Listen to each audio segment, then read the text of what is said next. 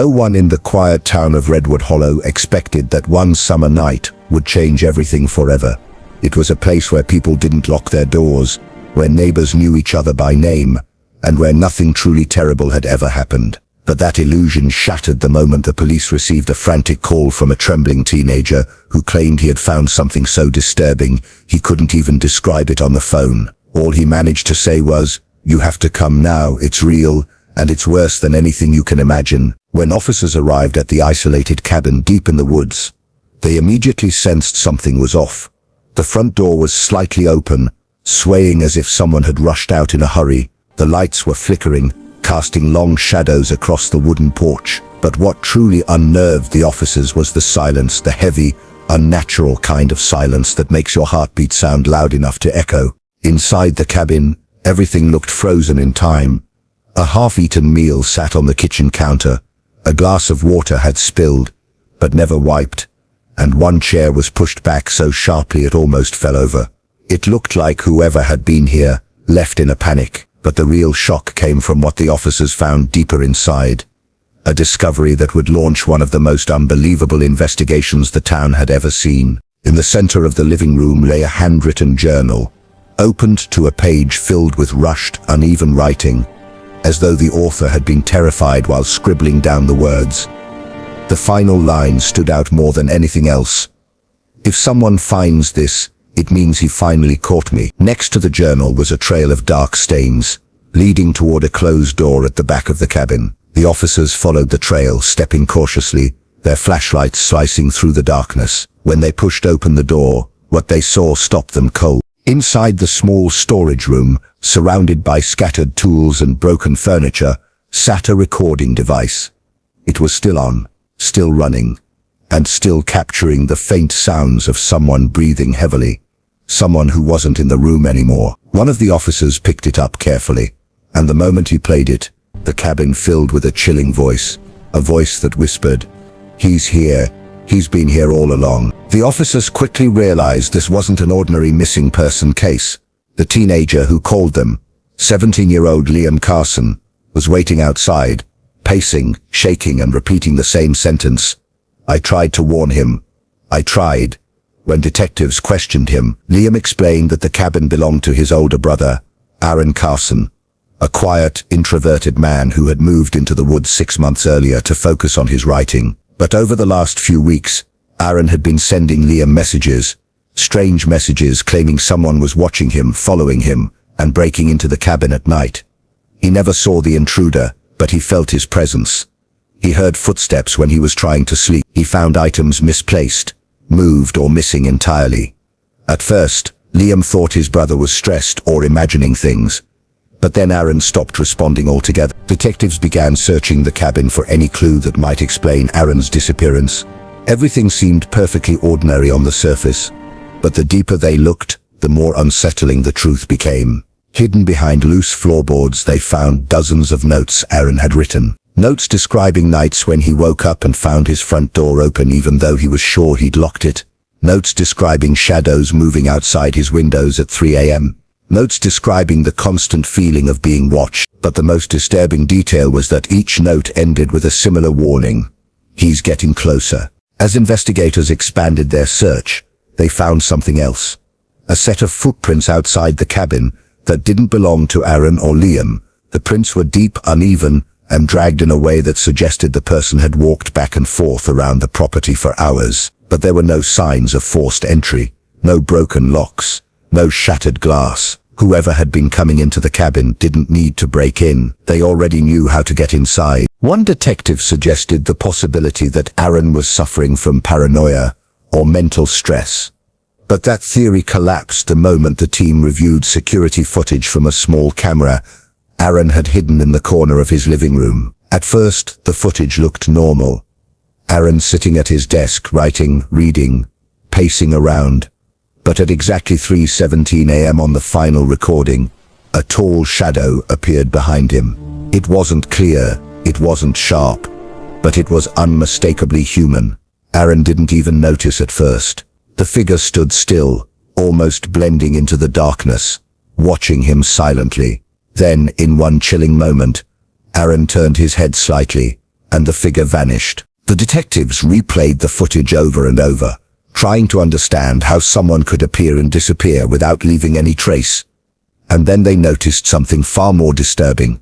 In the reflection of a picture frame on the wall, they saw the intruder's face for a split second. It was expressionless, pale, and unfamiliar. But the most horrifying detail was the eyes wide, unblinking, and fixed directly on Aaron. As officers continued searching the woods surrounding the cabin, they found more clues that suggested Aaron's disappearance wasn't random. A torn piece of fabric hung from a branch. A flashlight was found half buried in mud, and carved into the trunk of a tree was a message so chilling that even the most experienced investigator stepped back when he read it.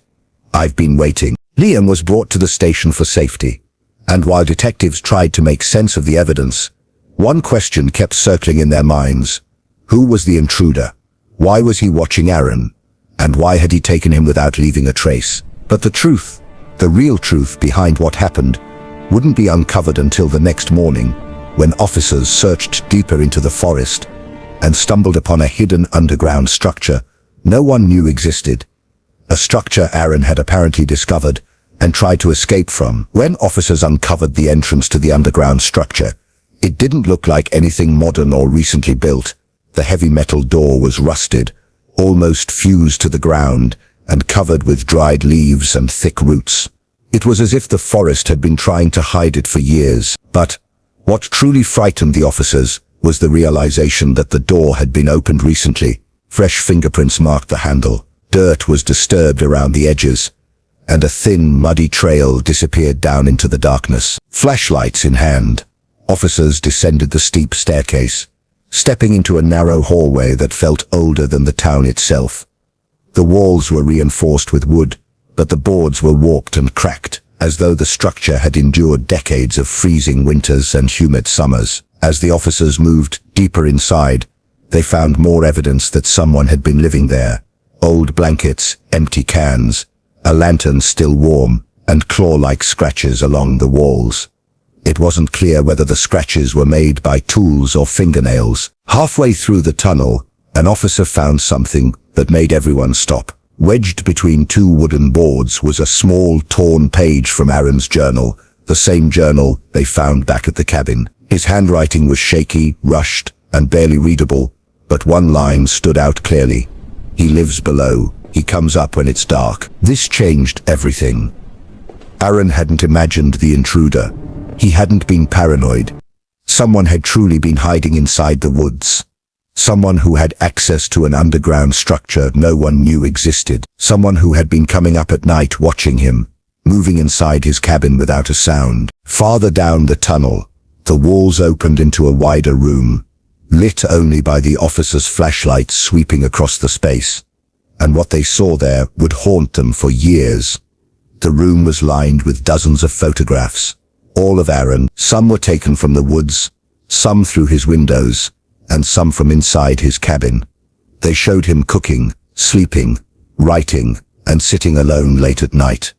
Every moment of his life had been documented, watched, and studied. In the center of the room was a table covered with maps of the area marked with notes and symbols. One phrase kept appearing, "He doesn't see me." And at the bottom of one map, in red ink, was a chilling countdown, dates crossing off one by one, leading to the night Aaron disappeared. Just as officers finished surveying the room, they heard movement deeper in the tunnel, soft footsteps, slow, careful, and getting closer. The officers formed a defensive line, flashlights aimed into the darkness, but the footsteps suddenly stopped. Silence swallowed the air again, and then, out of nowhere, a faint whisper echoed through the tunnel. A whisper that didn't sound frightened or frantic. It sounded calm, almost amused. "You shouldn't have come down here." The officers rushed forward, their flashlights shaking as they pushed deeper, but the tunnel split into 3 different directions. Fresh footprints covered the dirt floor, overlapping so chaotically that it was impossible to tell which path the intruder had taken. Backup was called immediately. A full search team swept the tunnel system, but whoever was inside had vanished without a trace, moving through the underground passages as though he knew them by heart. Above ground, detectives continued to search the surrounding forest. Hours passed until one officer spotted something odd. A piece of fabric caught on a low branch near a cluster of rocks. When he pulled the rocks aside, he uncovered another hidden entrance. This one led not to a room but to a narrow passage that looked recently dug. And at the end of that passage, lying unconscious but alive, was Aaron. He was dehydrated, bruised, and barely able to speak. Dirt covered his clothes, and his hands were tied with rough rope, but he was alive. Officers carried him out immediately and rushed him to medical care. Liam, who had stayed at the station, broke down the moment he heard the news that his brother had been found. But the full truth, how Aaron survived what he saw, and who took him, would only be known once he regained enough strength to talk. When Aaron finally woke up, his voice was weak, but his mind was clear, and the story he told was more shocking than anything investigators expected. He explained that several months after moving to the cabin, he started noticing signs that someone was living close by. Not an animal, not a random trespasser. Someone who watched him from the woods. Someone who followed him when he walked outside. Someone who stood near his window at night. He whispered that he tried to ignore it, tried to rationalize it, but it only got worse. One night, Aaron woke up to find muddy footprints across his floor. Another night, his bedroom door was open even though he remembered shutting it. The intruder never spoke, never attacked.